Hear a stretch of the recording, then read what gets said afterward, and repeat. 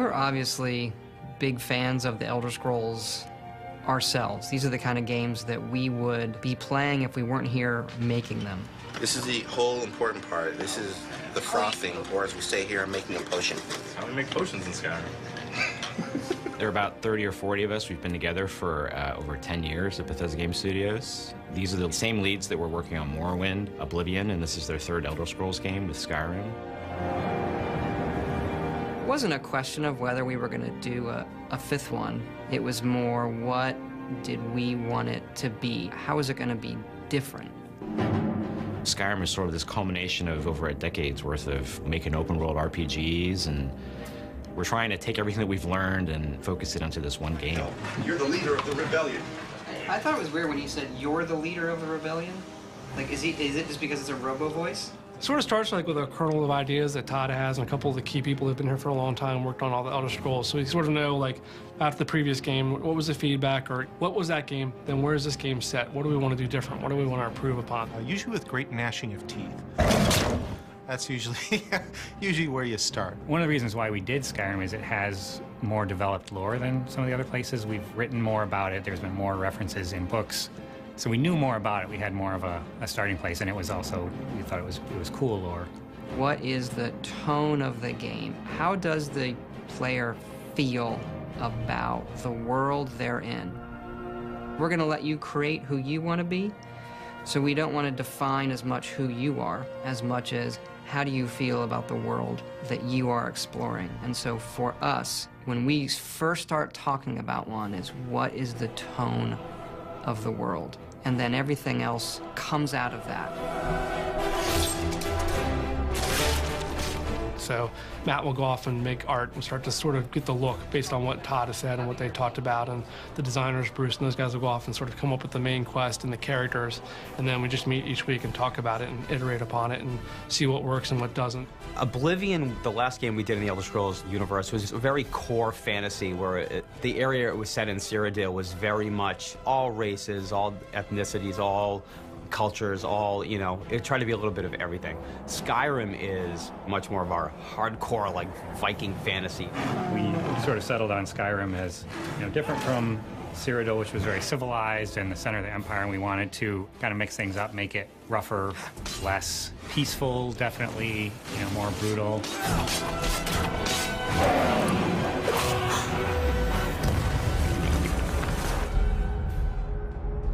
Skyrim starts the way every Elder Scrolls game starts. You're a prisoner, you don't have a background. And it's sort of like an Elder Scrolls tradition. We want the player to fill in those blanks, you know, with their own imagination.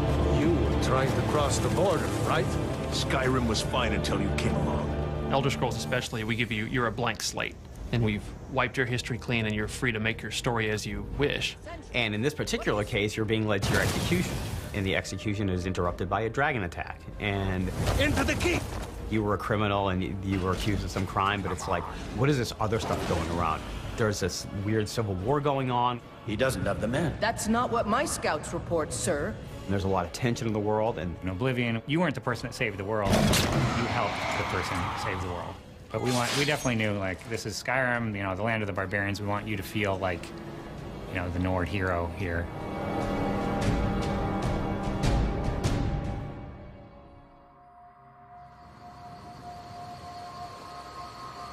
What is it now, Mother? A dragon! I saw a dragon! If you were to look at the PowerPoint way back in the day, dragons was #1 on that list. We are going to do dragons in a way that you've never seen before in any RPG. We haven't had dragons in the Elder Scrolls. We had one in Redguard, but that game is set in the past. And so there kind of becomes these mythical creatures people talk about, but you never quite see. You know, there have been rumors of dragons coming back, and no one's really believed it because, as far as anyone knows, dragons are gone from the world. They've all been killed off, you know, hundreds of years ago. But now here's this dragon. What's that about? The Nords have this god in their pantheon, Alduin. Alduin, who is this, I don't want to say evil, but dark god in the Elder Scrolls lore, he is a dragon. In the ancient times, he sort of ruled over the humans in this part of the world.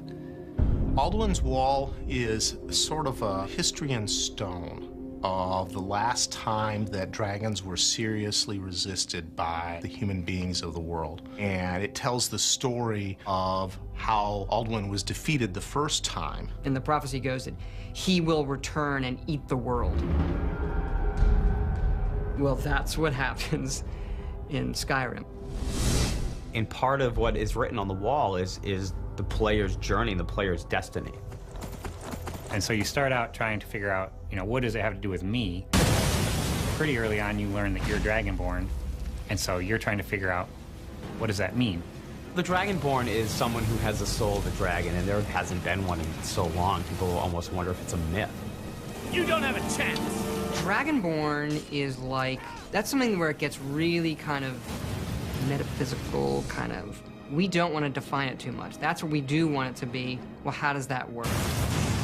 You show up and you start exhibiting these powers, and people are like, oh my God, could it be true? Is this the Dragonborn? Does this person have the voice, the Thuum, this power of old?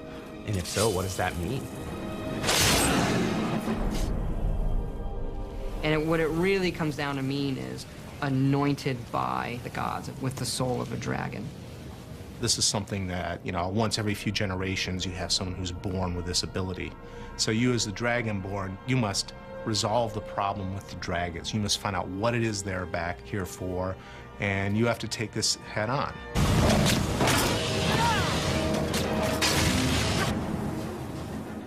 Part of it is a mystery, and then once you have the, okay, this is what's actually going on, then it takes on a more adventurous, less mysterious tone.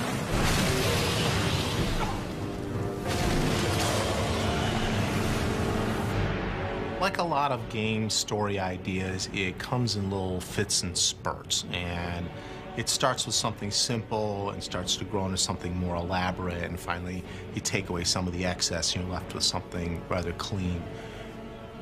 For us, it started with a very simple concept of dragons. If we're going to do dragons, we need to do dragons right, because it's a big deal. This isn't something you can just, oh yeah, there's another creature like a bear walking around in the woods. Part of our challenge was to make the dragons familiar without being 100% cliche.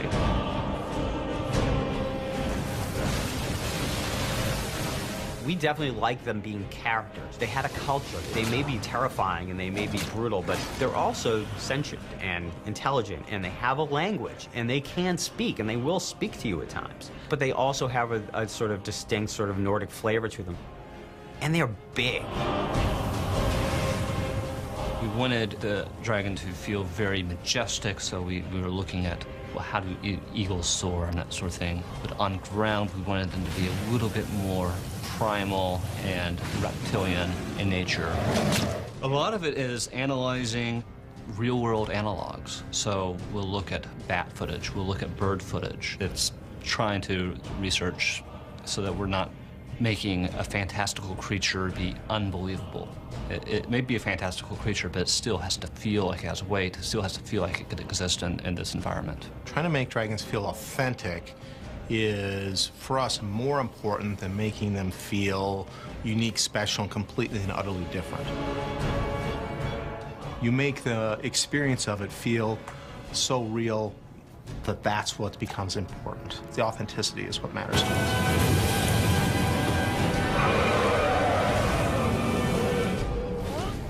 In the Elder Scrolls lore, the ancient Nords had this power of the Thuum, the ability to shout and, form these words of power.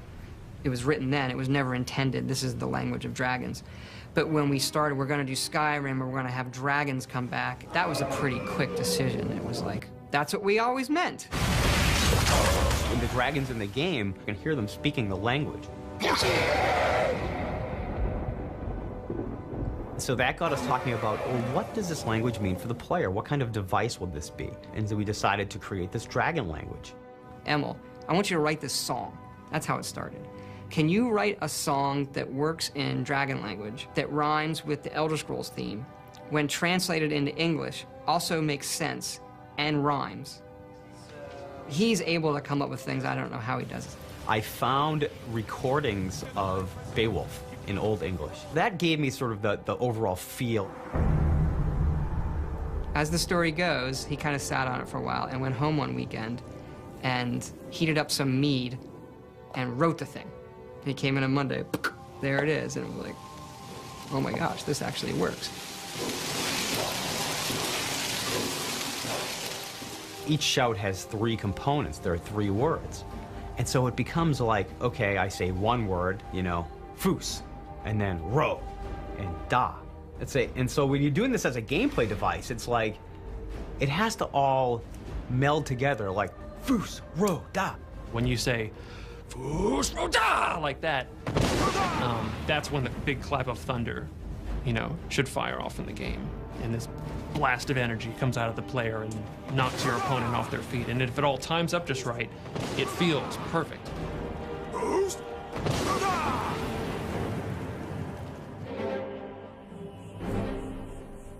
You have these walls where you learn the words of power usually, and they are these ancient writings of the Nords who knew the language.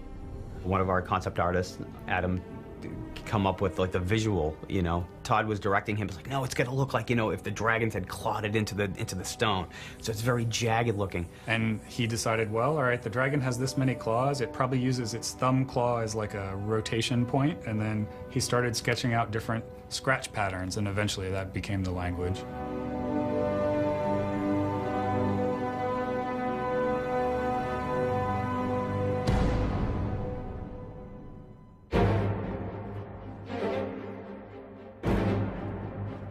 Skyrim's the most northern province in Tamriel, so it's the home of the Nords. It's really heavy, snow-covered mountains and this really rugged environment. Really one of these like large, craggy features that erupt out of the ground, giving you these kind of dramatic, sheer visuals and vistas to walk and travel through. The world is our main character. Even though you're playing somebody, we have these NPCs, we have a story, the main character of the game is the world, the province of Skyrim. So the world in this region really defines the entire look of the game. What creatures live there and what alchemy plants grow there. So we come up with a set of foliage that grows in each region, different color palettes, different lighting, different weather, and then make sure that transitions well between the different regions, but then still fits in with the overall aesthetic of the world. What makes our RPGs different is the amount of time we spend just building the world and thinking about, as you walk through the game, what are you going to see when you walk into town? You know, what are you going to be able to pick up? What are you going to be able to craft? What are you going to be able to eat? All of the little things in that are what we obsess over. You could say, well, what effect does that have on gameplay? Let's not overthink it. That's just neat. But they become the key thing that makes you feel that this is all real for the moment I'm in it. We kind of call it cluttering the world. You can go into a house and steal all the guy's mead. And, you know, that's fun. That was a game you just decided to go do. I want to touch everything and do it and stare at these bushes that have all been individually modeled and what do their flowers look like, and then you can pick the flowers off and they come off and you can eat them and they do things to you and you can mix them into potions. It makes a sense of believability to the world. So you really see how people live in it and what they're doing. And a lot of the story is just told by the clutter or the environment that is just built around that character. There is so much stuff in the game. It is in orders of magnitude larger and has more things in it than we've ever done. It's not enough for us just to create one large city. We're going to do 5. It's not enough for us to do a few farms or a few places of interest. We're going to do 500 hand-placed things for you to look at in the world. And we're going to keep adding, we're going to keep playing, we're going to keep adding. We're adding up until the end. When you come out of that first dungeon and you see this huge open valley of pine trees and clouds and these giant mountains like we haven't been able to do in any previous Elder Scrolls game, that part is really special. That's kind of the first part where we're like, yeah, that's what Skyrim's all about. This big, huge, rugged, open world, and you can kind of go wherever you want in it.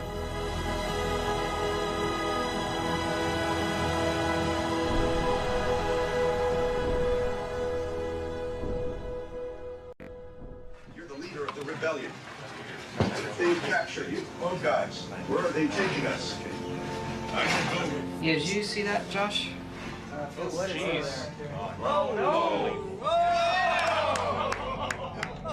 no! Like everything else, like the plants and the people, we treat the creatures the same, that they live in this world.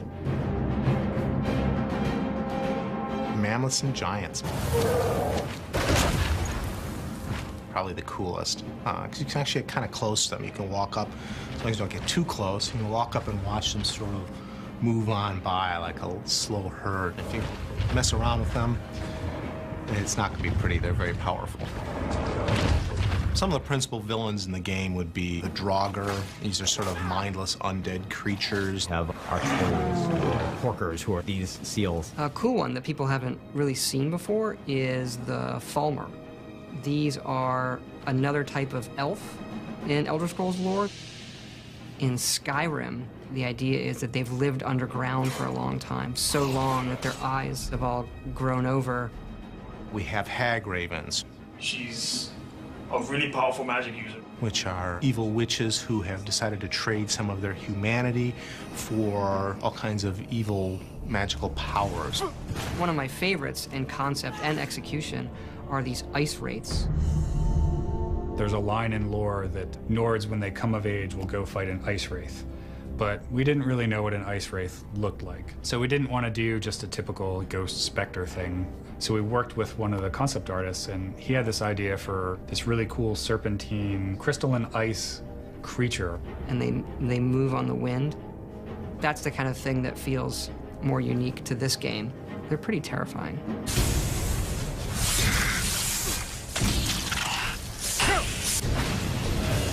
I think combat is a really, really tricky thing in a game like this. You want to make you, physically, the player who bought the game, feel like you're getting better, but more so that the character on the screen that you are playing is getting better at it.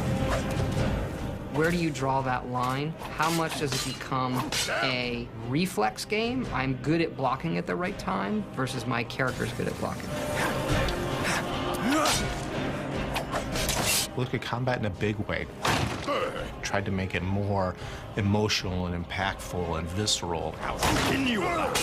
Have the player moving around more and be moved around more rather than just be kind of static. I mean, a lot more action-oriented, and that always presents a lot of challenges because it actually involves a lot of math and timing to make it fluid and fun, and a lot of iteration. We did spend a lot of time just, taking a mace and hitting fake guys in the head on the screen until it, punchy or.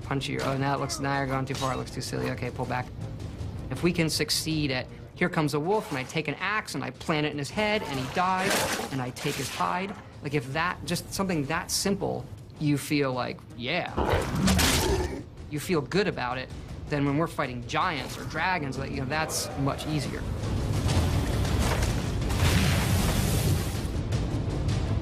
I might switch the camera move on this one, though. And we looked at the visual experience. The visual experience for us needed to be more immediate, needed to be more like I'm there in the world. For certain kill moves, you're going to see that the camera's going to slow down, pop into third person. There's a lot of fun. I think you're bleeding. Going to some cinematic perspective quickly and watching your character do something really cool. We wanted you to be able to see the sword shove through their torso and come out the back like I'm being a real badass, like I'm going to slaughter people, creatures, whatever it is out there, I'm going to slaughter it. Tim Lamb had my favorite name for it, which was Violens. Cinekill was the other one. So we had all these different names. I mean, any month there was a different name. So I think this month's name is Kill Cam, and I don't think we'll change it. We're getting toward the end. That's Claff the wizard. He's dual wielding. The key to combat in Skyrim is being able to wield weapons and spells in both hands. So that's a new thing for us. One of our big mantras going into the game is you are who you play. And a lot of that is, what are you going to put in your hands? Dual wielding now means, well, I can have a spell in this hand and a sword in this hand. Or I can have a spell in this hand and the same spell in this hand. And what does that do? Oh, guess what? It does something even more powerful. And so that all plays into how the combat plays out.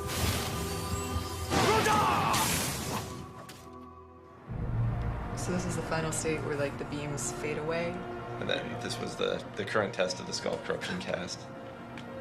Basically, I've hidden the projectile. It's too bad we don't do more of this burning stuff. 10,000 times more than Oblivion already. The whole dual controller thing we're doing came from the initial magic design. With the spells, we knew immediately from the beginning we wanted to get something that was more of a wizard duel rather than just, you know, can I throw fireballs quicker than you can throw fireballs? Could we make it actually feel like something? So we wanted to be able to have two magic guys go at it, you know, in a really good, strategic, fun, and exciting way, like we can do with melee combat.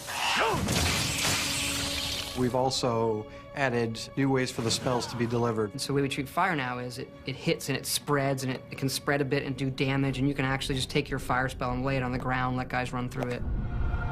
And we really spent a lot of time, you know, focusing on magic this game, you know, just a ton more effort into, you know, all the unique spells and their visuals. The area effect is in, the casting art is in. With the magic system added to the mix here in Skyrim, almost a third of the gameplay is involving special effects being thrown at people. That's what I always imagined this room to be like, especially when the wizards start going with their spells. Forget the numbers and how much it kills guys. A lot of times you find a new spell and no one's around, you set it off.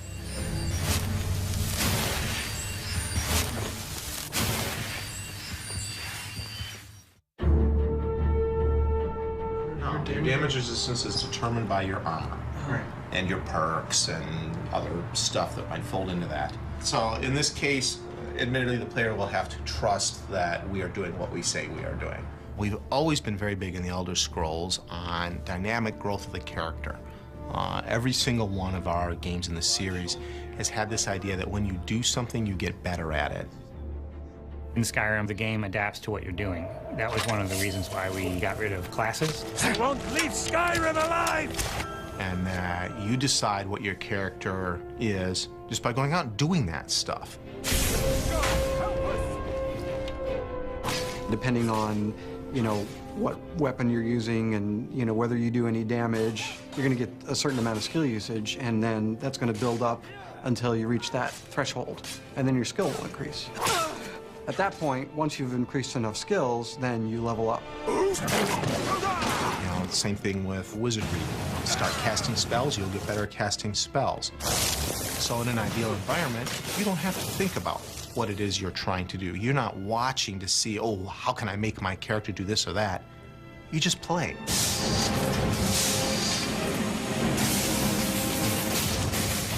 And the game responds. The game responds by letting you become those things. Every time you level up, you get to pick a perk. And the perks are what really defines your character. The definition of what a perk is really kind of hard to nail down. It's an advantage or a feature or a gameplay enhancement or an ability or feat that you get as you progress in your skills. You can actually play the game for a while as a warrior character and then decide, I want to start doing magic stuff. And in the previous games, if you really wanted to do that, you probably wanted to start over. Well, in Skyrim, you can start doing it and you suck at it at first. And then eventually, it starts affecting you more, and then you can make up that ground without throwing away however many hours of gameplay you've already done. In Skyrim, we like to say we are what you play, and it sounds like a catchphrase or whatever, but it really is true. Who do you want to be? The game is going to have some outlet for that. So on some level, we get ourselves in trouble by trying to make the ultimate fight dragons game, the ultimate be a warrior game, the ultimate mage game, and the ultimate thief game, and the ultimate assassination game, and the ultimate I'm picking plants. You know, all of these kind of different styles. We want to pay off. Skald supports Ulfric's rebellion, and he doesn't like having a couple of old legionnaires living in his town. Be responsive to things the player does. When you do something in the game, we want the game to recognize it and respond appropriately to you. Did I see you talking to Sven? Maybe not. Maybe... Never mind. But I would stay away from him if I were you. How does that AI tie into a story? Like, how do I get quests from them? How do they become my friends? What will they do for me? What can I do for them? That kind of stuff. Sometimes it's as simple as having a guard in a city comment on the things that you've done. Get your thieving hands off that! Off to Bleak Falls Barrow with you. The Jarl is not a patient man. The game has now responded to something you've done in a way that makes sense and feels like the natural world. You have no idea how much data is in this game. Here are some staggering numbers. There are 31 quests in Fallout 3. In Skyrim, there's 244 of these. Things like collecting dog tags, delivering books, things that we do as objectives right now. And a lot of these repeat because they're radiant. The game is insanely big. Every Elder Scrolls game has its main quest, and the main quest in Skyrim is unraveling the mystery of the Dragonborn, and so that is definitely your heroic path. I think I found someone who can help you with your dragon project. For us, when we make a good story, we know we've done it when the player is the agent. Yes, I could use someone to fetch something for me. Well, when I say fetch, I really mean delve into a dangerous ruin in search of an ancient stone tablet. If we pose an interesting problem, and then we let the player solve it in whatever way he deems fit, that's going to make the cool, interesting story. If you decide not to do the main quest, there are different quest lines. My favorite quest line is the Dark Brotherhood quest line. The Dark Brotherhood is the Assassin's Guild. They do this secret ritual ceremony to summon the Dark Brotherhood. And when you join the Dark Brotherhood, you're one of the guys who shows up and goes, who do you need killed? What do you need? I just think that's just really awesome. We have this open-ended simulation. The games sort of offer this word sort of redemption, where, okay, I'm going to play as a bad guy and do all this bad stuff. I'm going to join the Dark Brotherhood and, you know, maybe join the Thieves Guild and do scummy stuff. You know what? Then I'm going to do the main quest, which is more honorable. And then because you're put in these situations where you're sort of the good guy, you start to feel like that.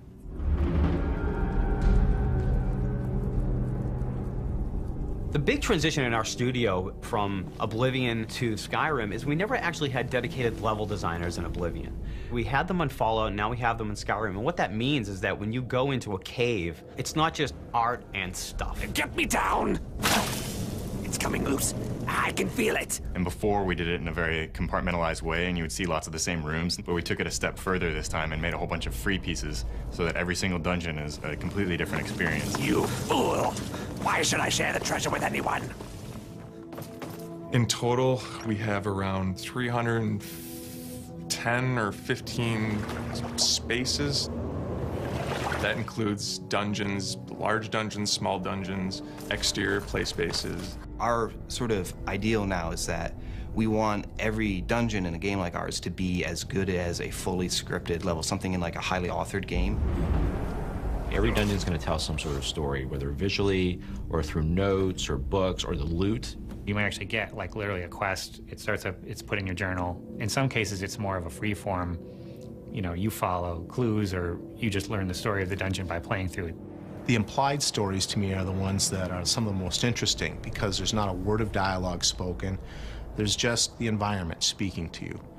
So you go in, you see a body laying on its back with an empty bottle clasped in its claw and bottles in its mouth. He's just laying there. We really want to have this memorable moment.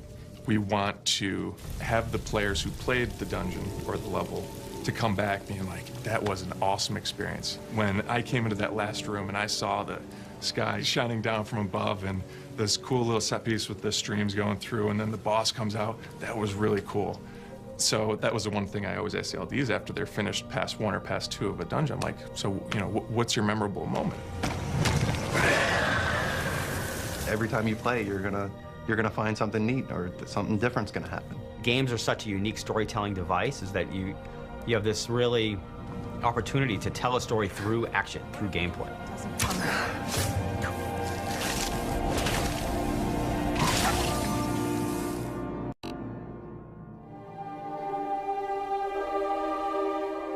Character animation is something we really wanted to improve upon from our previous games.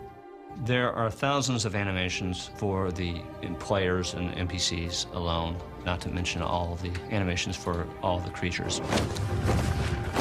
The challenge to making a character in the game, an NPC, feel like they're real, like they're really there, is a tough nut. And part of that is because you and I see people every day.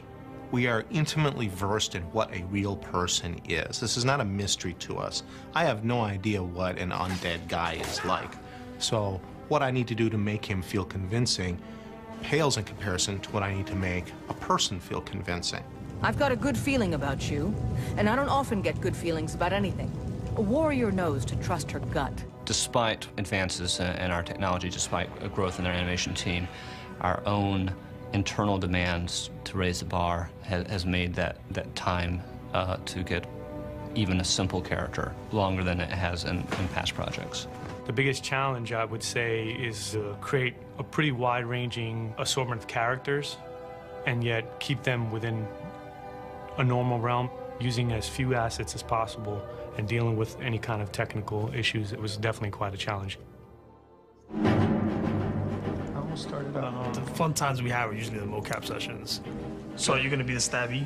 I typically put Dennis through some pretty painful posing and whatnot, so the next day he'll have like a tough time like moving around. Mocap ready, and action.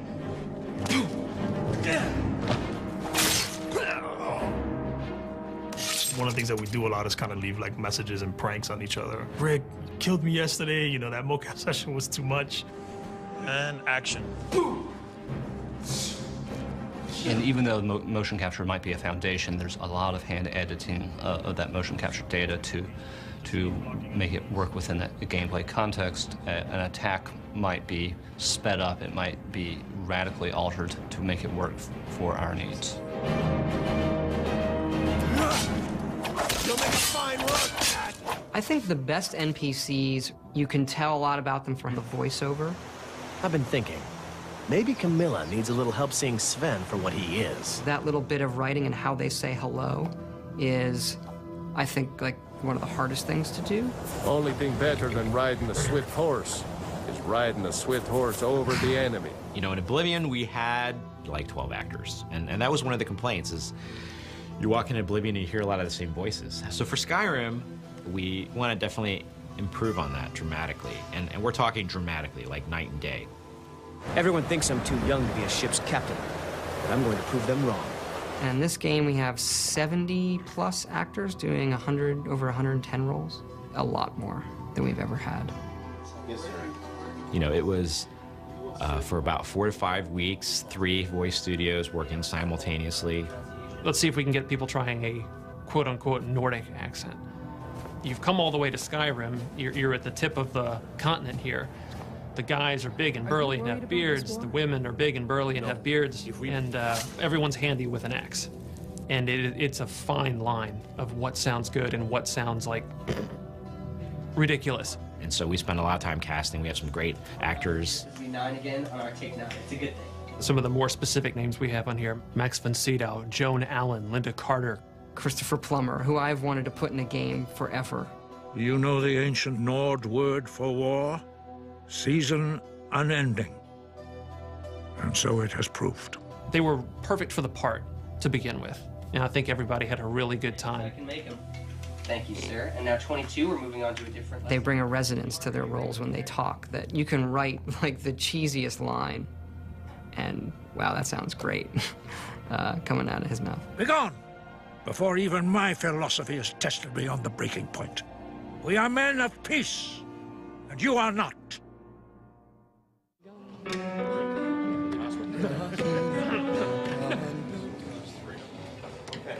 So any questions on the pronunciation? Let's try it. 5, 6. I had this idea that the music for Skyrim would be the Elder Scrolls theme, but sung by a barbarian choir. So I called Jeremy Soule, who does our music. I mean, this is in 2006. Jeremy, I hear the Elder Scrolls theme as sung by a barbarian choir. Okay, how are we gonna do that? I don't know. You know, what are they singing? They're singing this song in the dragon language to the theme of Elder Scrolls. Or do you want a solid break right here? Let's go ahead and carry it. His work on the main theme of the game set the tone for the rest of it. And eventually we went out to Los Angeles to Sony's scoring stage, and then had just a fantastic choir and choir director. Settle. And the choir was only made up of about 30 people.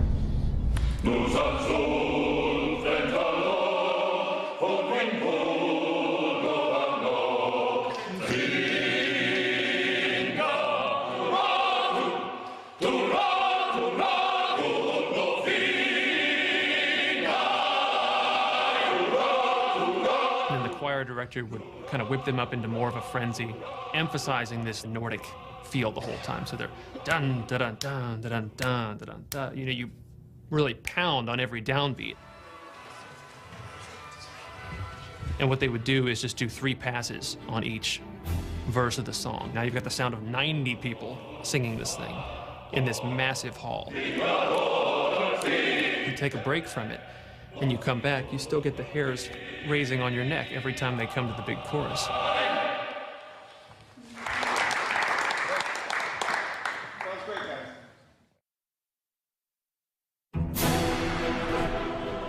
We don't script the music too heavily to where we're trying to match every moment that the player is doing or anything like that. And it has a weird way of justifying itself to you. You feel like this big sweeping score as I'm rounding this bend and seeing this mountainous valley view is playing for you.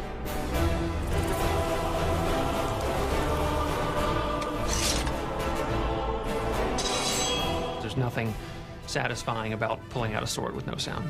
I kind of debated for a while on whether to try to make them realistic. I tried it. I want people to know that I did try it. Swords don't make that sound.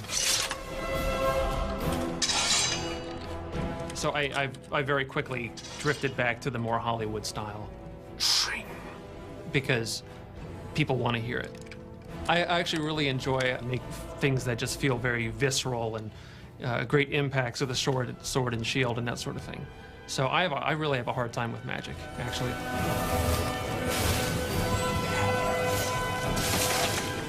Like a calm spell, say. What do? Play the sound of someone going, shh. And so I have a hard time with those. I just try version after version, and chances are the one you hear in the game is the last one I did before we ran out of time. Hey.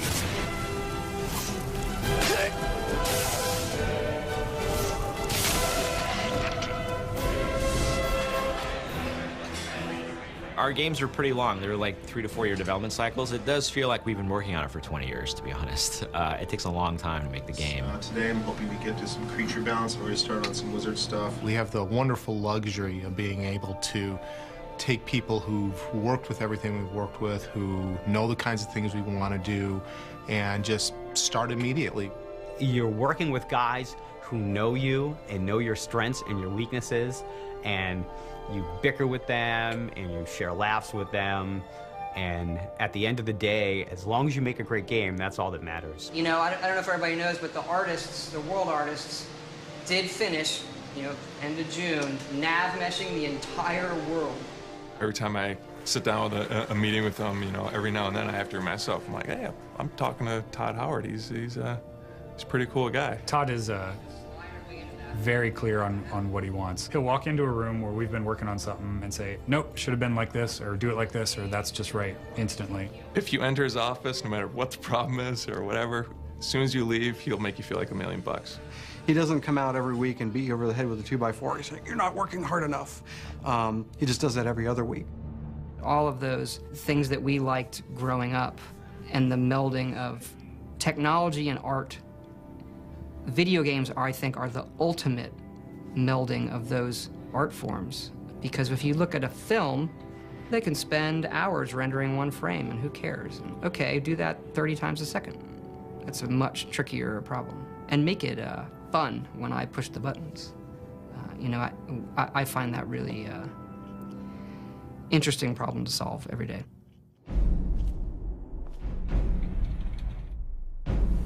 The beauty of making an open world game is you can choose your entertainment to be what you want it to be. And therefore you will be entertained and I'll be happy. I want to give them a game that they're going to hold on to for years and say, I'm going to keep playing this because it's that good and it keeps me in the world. There are no accidents in a game like this. The player is free to interpret everything on their own. It's almost existential in a way. Should I kill that guy because he has some good armor and some treasure I want? How would I feel about killing that guy? You know, that's kind of the holy grail. Forget that it's a video game, but this is an entertainment experience of virtually unlimited possibility, where it's there for you to take it where you want to go. And as you do those things, it will surprise you and reward you for what you're doing.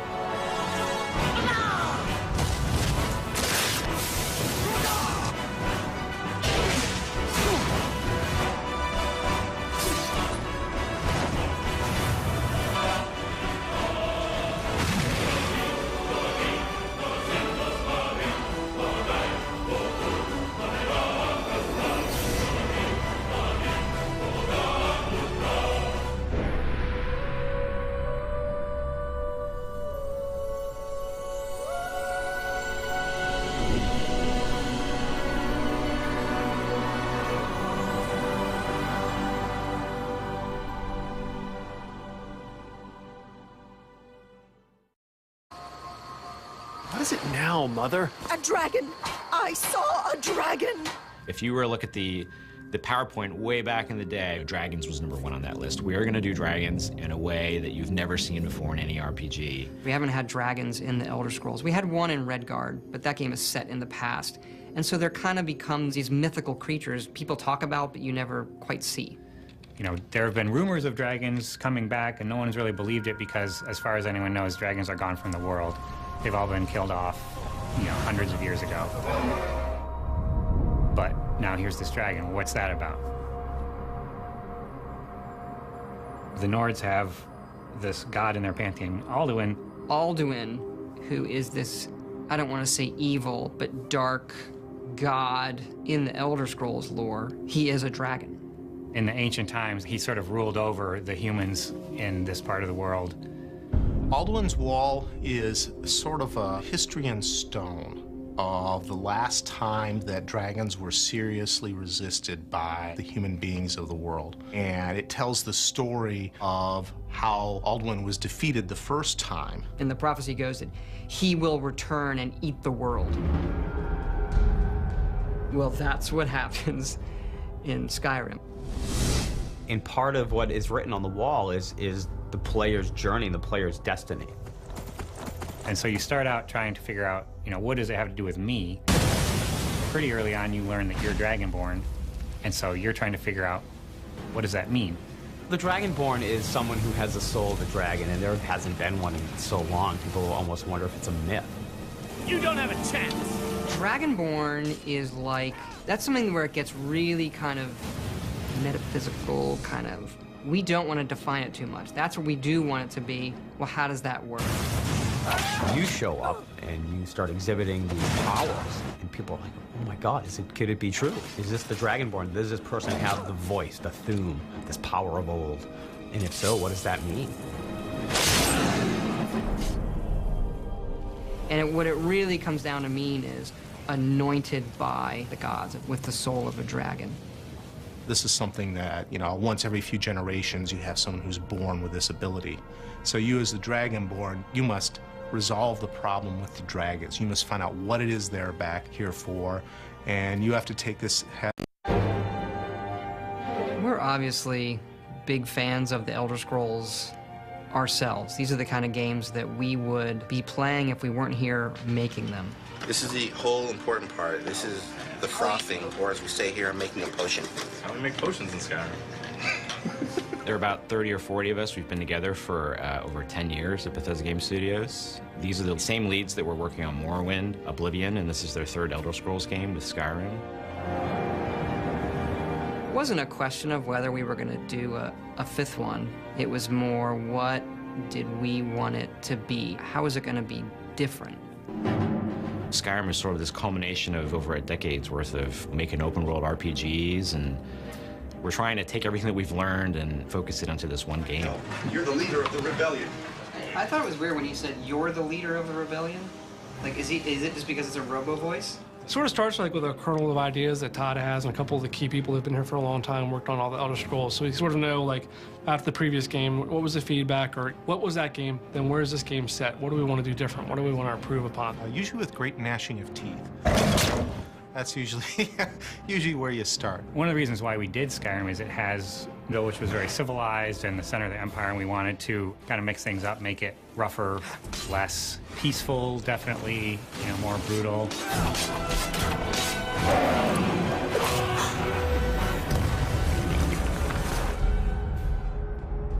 Skyrim starts the way every Elder Scrolls game starts. You're a prisoner, you don't have a background. And it's sort of like an Elder Scrolls tradition. We want the player to fill in those blanks, with their own imagination. You were trying to cross the border, right? Skyrim was fine until you came along. Elder Scrolls especially, you're a blank slate. And we've wiped your history clean and you're free to make your story as you wish. And in this particular case, you're being led to your execution. And the execution is interrupted by a dragon attack. And into the keep! You were a criminal and you were accused of some crime, but it's like, what is this other stuff going around? There's this weird civil war going on. He doesn't have the men. That's not what my scouts report, sir. And there's a lot of tension in the world. And in Oblivion, you weren't the person that saved the world. You helped the person save the world. But we definitely knew, this is Skyrim, the land of the barbarians. We want you to feel like, the Nord hero here.